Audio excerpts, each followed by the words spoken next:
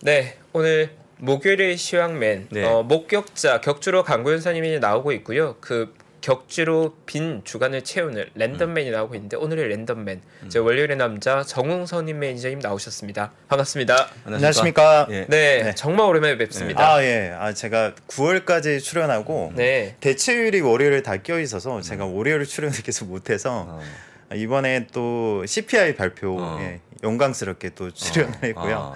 지난번에 이제 FMC 때 또 출연을 했었는데 뭐 여러모로 뭐 큰 이벤트에 앞두고 제가 그래도 함께 할 수 있어서 너무 좋은 것 같습니다. 그럼 CPI 특집으로 이번에 준비하신 거죠? 네네. 얘기하기 전에 결론적으로 얘기하면 저는 이제 본 것처럼 네. 전문가 IB들의 얘기는 높게 나온다는 거에 상당히 크지 않습니까? 네네. 혹시 조사해봐에 따르면 똑같은 의견입니까? 저희 동일한 거의 겁니까? 비슷한 수준 내에서 나올 가능성이 높다고 생각을 하고 있고요. 지난 이제 8월에 그 7월 소비자 물가지수 CPI 발표가 있으면서 그 당시에 이제 하루에 나스닥이 5% 급락을 했죠. 그렇습니다. 예. 근데 이제 지금과 그때 좀 다른 점은 페드 피벗에 대한 기대감이 있었고 피크아웃에 대한 기대감이 좀 과했다는 점이었고 그 이후부터 지금 2달 사이에서 어느 정도 시장에 대한 우려감들이 많이 반영이 된 상황이고요. 일단 제가 주목하는 거는 결론부터 먼저 말씀드리면 11월 이제 75bp 그리고 지금 12월에는 50bp가 지금 대세로 또 되고 있지 않습니까? 그렇습니다. 예. 125bp 정도. 일단 피봇 기대를 지금은 하지 않고 있습니다. 시장에서. 그래서 일단 앞서 이제 말씀드렸던 그 예상치 정도에 준하는 지표가 나온다면 뭐 시장 자체는 단기 하락률에 따른 반발 매수 효과는 좀 있을 것 같고요. 단지 이제 발표 이후에 지금 굉장히 변동성이 커질 걸로 좀 보고 있기 때문에 일단 차분하게 관련된 항목들 좀 지켜보시는 게 좋을 것 같습니다. 그렇습니다. 일단 그 자료 제가 준비한 자료 한번 띄워주십시오. 네. 나왔습니다. 네, 일단 앞서 이제 설명하셨던 대로 그 9월 전망은 전월 대비해서 0.2%, 그 9월 YOY로는 8.1%가 전반적인 시장 대세적인 시가로 보시면 될 것 같고요. 클레버랜드 연은에서는 이제 나웃게스팅 헤드라인을 보면 0.3% 그리고 코어가 0.5% 정도 예상을 하고 있거든요. 근데 우리가 지금 어떻게 보면 레벨 자체를 중요시하기보다는 각 항목별로 그러니까 지금 오늘 CPI도 굉장히 중요하지만 11월과 12월이 더 중요하지 않겠습니까? 네, 오늘 발표 이후에 어떤 관점에서 봐야 될지에 대한 부분들을 좀 설명을 해드리겠습니다. 일단 휘발유를 보면 8월에 실제 마이너스 10.5%가 나왔죠. 이번 전망은 4%대 정도 마이너스를 예상을 하고 있고요. 근데 하지만 이제 현재 시점에서 보면 9월 말 이후의 국제유가 상승은 10월 헤드라인 자체로 보면 0.2% 이상을 높일 걸로 좀 추정을 하고 있거든요. 그러면 우리가 다음 달 CPI를 확인할 때는 오히려 휘발유 가격은 이전보다 올라올 가능성이 높다라고 보시면 될 것 같고요. 그리고 이제 음식료를 보면 8월에 실제 전월 대비 0.75 정도 나왔는데 전월과 비슷한 0.7 그리고 제 YOY로 13 정도 거의 비슷한 수준이죠. 근데 왜 최근에 국제 농산물 가격이 내렸는데 불구하고 이게 반영이 되지 않느냐? 이게 당연히 시차를 두고 반영이 됩니다. 그래서 이제 7월에 1.3% 그리고 8월에 0.75% 그리고 0.7이기 때문에 음식료는 다음 달까지는 일부 내려갈 가능성이 높다. 그래서 이 부분들은 이제 이 범위 내에 있다면 시장에서는 크게 뭐 변수는 없을 것 같고요. 다음으로 이제 코어에서 이제 40%를 차지하고 있는 주거비를 보시면 주거비. 이게 제일 중요한 겁니다. 사실 그렇죠. 오늘 CPI를 보실 때 주거비 하나만 보셔도 앞으로의 추세를 좀 볼 수 있다. 그러면 8월 실제가 0.6%가 넘게 나왔죠. 이번에 예상이 0.6% 정도 봅니다. 근데 오히려 13개월 선행 임차료 지수를 보면 4월 정점으로 계속 좀 둔화되고 있는 상황이고 일단 그 CPI 둔화의 필요 요건이죠. 당연히 오늘 주거비를 계속 보셔야 될 상황인데 7월에서 9월 평균이 0.74% 정도 상승이었습니다. 만약에 주거비가 0.6 이하로 내려온다. 그러면 시장이 어떻게 될까요? 뭐 좋아하겠죠. 굉장히 좋아할 가능성이 높고요. 0.5 내외로 안정이 된다면 좀 헤드라인이나 뭐 지금 코 자체로 보는 것보다 올해 시장이 환호할 가능성이 높다 이렇게 저는 생각을 하고 있습니다. 그리고 이제 중고차와 신차를 볼 필요가 있는 게 신차가 일시적으로 8월에 실제로 보면 0.8 정도 나왔습니다. 그 이번에 0.7 내외 정도 나올 걸 예상을 하고 있는데 신차 구매 할인 금액이 8월 대비해서 상승을 했고요. 재고 일수도 24일 내외 정도로 낮은 수준에 나왔거든요. 근데 이게 왜 이제 앞으로는 작년에 중고차 가격이 상승하면서 인플레이션이 폭등을 하기 시작했죠. 예. 그렇기 때문에 중고차 가격이 가장 중요합니다. 왜냐하면 시작점이었기 때문에 하락도 시작이 될 수가 있는 거고요. 근데 보시면 8월에 마이너스 0.2를 기록을 했죠. 근데 무려 지금 예상치는 마이너스 3% 내외 정도로 지금 보고 있거든요. 이게 왜 중요하냐면 중고차 가격 하락은 미국 자동차 시장에서 공급과 수요의 균형점을 의미를 합니다. 만약에 장 부사장님께서 만약에 내년에 경기 침체 때문에 내가 소비 여력이 떨어져요. 근데 차는 구매를 해야 되죠. 네. 그러면 신차를 구매할 수요가 당연히 중고차를 살 수 있는 거죠. 그렇죠. 중고차 되게 좋아합니다. 예. 제가. 예. 그렇다고 하면은 지금 뭐 사실 1년 반을 기다려야 되는 뭐 이런 부분들이나 그런 거 있죠. 그러니까 지금 독일 3사 같은 경우는 아우디를 제외하고는 연말까지도 프로모션을 하진 않고 있거든요. 우리나라에서만 보더라도. 그러면 당연히 수요가 중고차로 이전이 된다고 하면 신차 가격이 내려갈 수밖에 없는 구조가 되는 그렇죠. 거죠. 예. 그래서 이번에 중고차 가격이 만약에 의미 있게 크게 꺾인다. 그러면 신차도 같이 잡을 수 있다는 자신감이 생길 수가 있는 거고요. 그래서 이제 중고차 가격이 맨하인 중고차 가격 지수를 감안하면 지금 전망할 수 있는 거는 최소 마이너스 앞으로 추세적으로 마이너스 5% 내외 정도로 추가 하락이 좀 가능하다. 그러면 신차 가격도 그 이후에 후행적으로 잡힐 가능성이 높기 때문에 이제 중고차를 시작으로 해서 이런 시차를 두고 반영이 될 가능성이 높다는 거 이렇게 좀 참고를 하시면 될 것 같고요.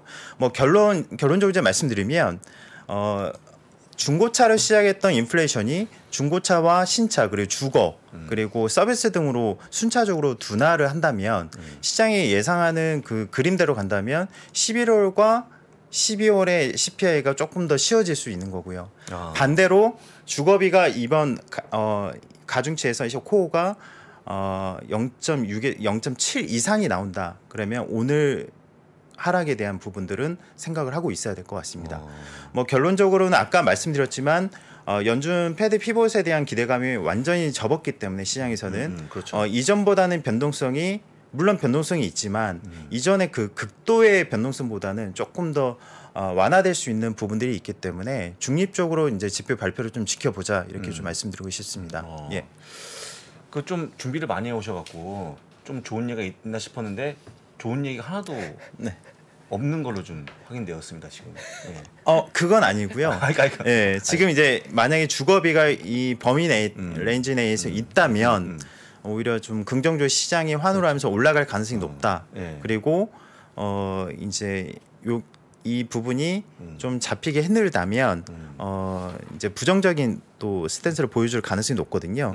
그래서 한 가지 좀 추가로 좀 말씀드리면 지금 70년에서 82년 사이에서 인플레이션이 가장 극도로 올랐었던 그 구간을 보면 그 당시보다도 임대료 상승률이 6%를 넘지 않았거든요. 네. 근데 지난 그 8월 물가지수 6.3%를 기록을 했죠. 그렇습니다. 예, 이게 의미하는 바는 가장 역사적으로 가장 높은 임대료라는 거는 꺾일 수 있다는 거고요.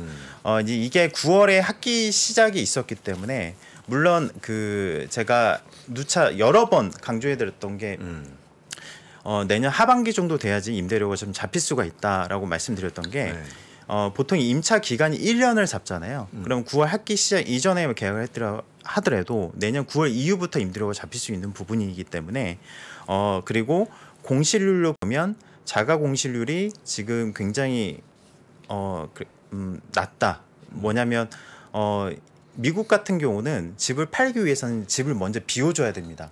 비워줘야죠. 예. 근데 이 공실률 0.8 정도 나오는데 평균적으로 1.6% 정도 나왔거든요. 그래서 이전에 제가 설명해드린 게 펜딩 세이즈나 일부 선행 지표들은 이미 하락을 하고 있지만 주택 가격 하락과 임대료 하락은 분명히 다른 개념이기 때문에 이 부분들이 의미 있는 하락이 나와야지 연준이 뭐 경제, 금융시장 안정과 이제 긴축을 같이 생각할 수가 있기 때문에 이 부분들을 좀 봐야 될 것 같고요. 저는 이제 어떻게 보면은 정치적인 이벤트가 이번 시장을 좀 뭐 예를 들면 반도체를 포함해서 일부 섹터에 대한 부분들까지도 크게 영향을 미친 게 아닌가 좀 보고 있거든요. 그래서 실례로 제가 이전에 이번 주가 하락은 제가 한 가지를 보고 있는 게 어떻게 보면 금융위기 직전에 금리가 5%를 단계 갔죠. 지금과 비슷하게 한 4% 정도 올랐었고, 근데 그 당시에는 저금리 구간이 대략 2에서 3년 정도였습니다. 근데 현재는 13년 이상을 저금리 상태에 있었죠. 그래서 이게 가장 좀 불안한, 금융시장이 적응할 수 있느냐가 가장 이제 중요한 부분이었는데 최근 시장이 발작에 가까운 하락이 나왔던 이유는 영국발 쇼크가 이전에 제가 출연했을 때 말씀드린 대로 그런 예시처럼 흘러간 거죠.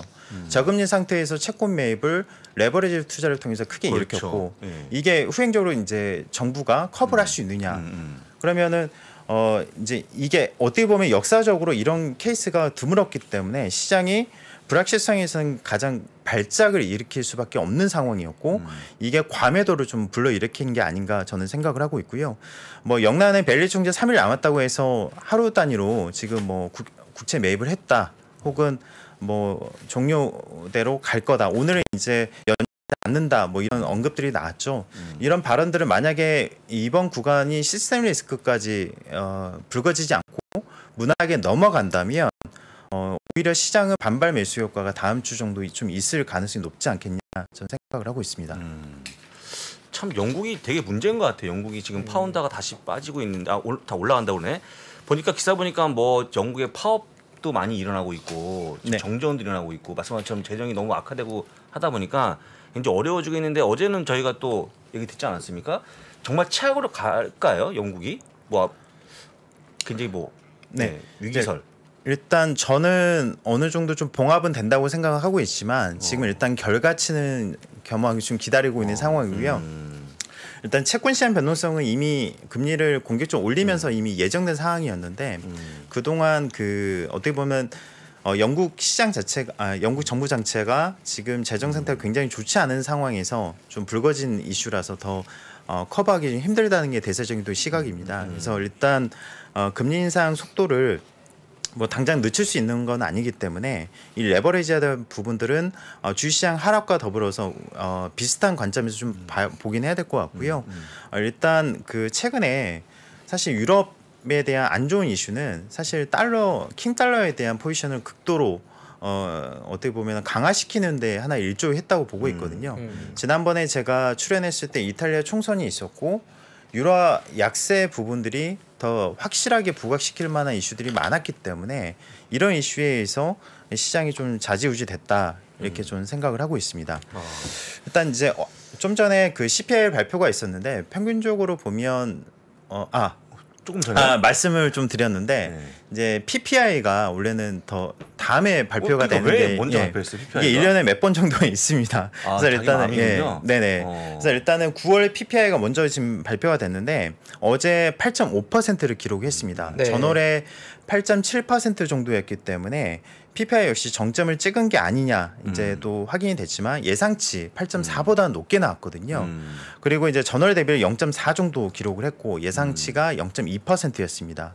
일단 여기서 확인 가능했던 거는 식품 가격이 이제 8월에는 마이너스 0.1% 정도 하락을 했었는데 플러스 전환이 됐고요. 에너지 가격 중에서는 가솔린 가격이 2% 하락이 됐었지만 난방유 가격이 10%나 급등이 나왔습니다. 그래서 일단은 최근에 좀 이슈가 되고 있는 거는 유럽은 괜찮은데 미국이 굉장히 좀 추워지고 있다. 근데 이게 제가 항상 좀 기후 변화에 좀 요즘 관심이 많은데 예전에 한 번도 침수를 당한 적이 있어서 이제 동네가 다 침수됐는데 일단 올 상반기 1월 정도 보면 유가가 어떻게 보면은 수요가 증가해서 올라갔던 부분도 있지만 추워서 한파 때문에 생산 차질 부분도 있었거든요. 그러니까 이제 미국 쪽에서 이런 부분들이 있다는 거는 또 우리 이번 겨울에 이 부분들을 또 살펴봐야 된다는 부분이고요.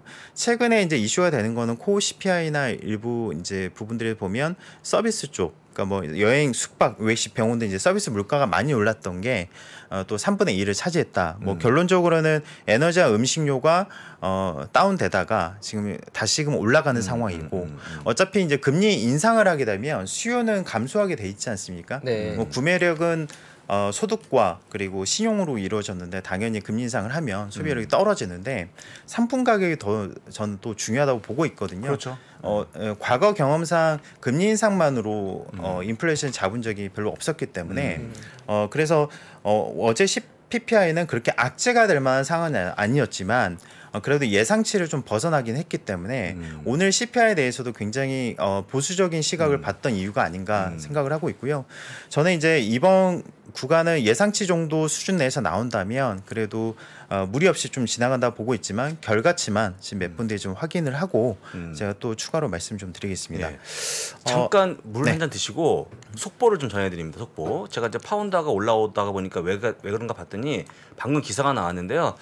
지금 이제 그 파운드화가 급등하고 있는 그런 모습인데 영국 정부가 제가 한번 보여드리면 영국 정부가 텍스 커팅에 대해서 일부를 처리한다고 발표하면서 주가 좀 파운드가 반등하는 그런 모습입니다. 지금 1파운드당 달러 기준 1.12까지 올라오는 그런 모습 보였다 하고 그 다음에 아직 기사가 안 나왔기 때문에 그 이유는 잠시 후에 나오면 다시 말씀드릴 거고요. 어쨌거나 오늘 이게 그 파운드가 급등하면서 그 미국 달러가 빠지고 있거든요. 네. 그러니까 오늘 만약에 CPI가 정말 잘 나오면 못 나오면 의외로 반등의 가능성이 좀 깔려 있는 환경이 주어졌습니다. 그래서 그것만 잘 나오면 됩니다. 7.9%만 나오면 되는 거예요. 네. 이전보다는 변동성이 좀 약할 거라고 저는 믿고 있기 때문에 좀 일단은 한번 보고 예, 자료 추가로 하나 예, 더 보여주시죠. 네.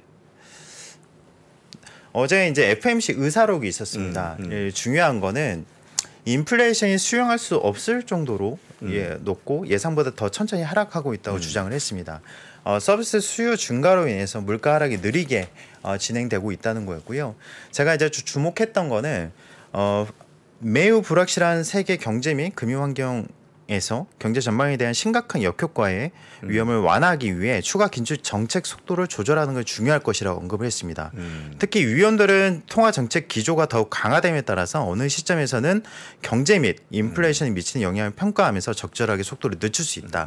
그러면 이제 페드 피봇에 대한 일말의 희망은 없었지만 이 부분들이 어제 FMC 의사록을 통해서 확인이 좀 가능했고요.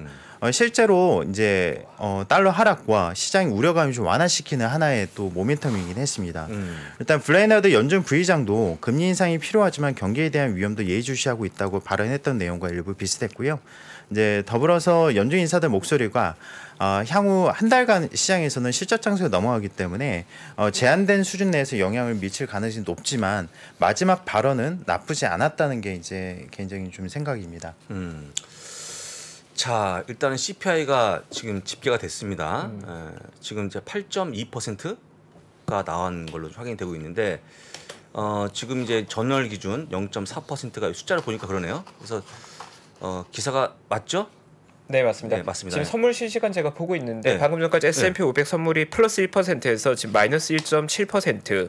뭐 순식간에 지금요? 네네 CPI 발표되고 바로 S&P 500 기준 3% 가까이 급락했고 네. 나스닥 역시도 플러스 1% 정도에서 마이너스 2.5 정도. 일단 시장 선물 기준으로는 상당한 충격이 지금 와 있는 상황입니다. 이게 제가 이게 안 되니까 야후 쪽에 좀 시차가 늦게 들어오는 것 같아요. 그래서 일단 지금 이제 아까 얘기한 것처럼 우리 매니저님 말씀하신 것처럼 좀 못 나온 거죠. 높게 나오다 보니까 예상보다 높게 나온 거죠. 높게 나왔죠. 그래서 지수가 급락하는 그런 모습입니다. 근데 이제 아직 실망한 건 아닌 게 지금 그 이전에 그 나스닥이 5% 하락 구간처럼 극도의 공포감이 이미 좀 지나갔기 때문에 지금 일단은 하락을 하더라도 중반 이후에 좀 진 시세를 좀 보는 게 좀 중요할 것 같고요. 일단 뭐 결과치가 나왔기 때문에 예상 뭐 범위 내에서 크게 벗어난 건 아닙니다. 일단 세부 항목들은 제가 다음에 한번 좀 설명을 해드리도록 하겠습니다. 네, 그렇습니다. 네. 그리고 갑자기 이제 기운이 쭉 빠지네요. 진짜로? 네.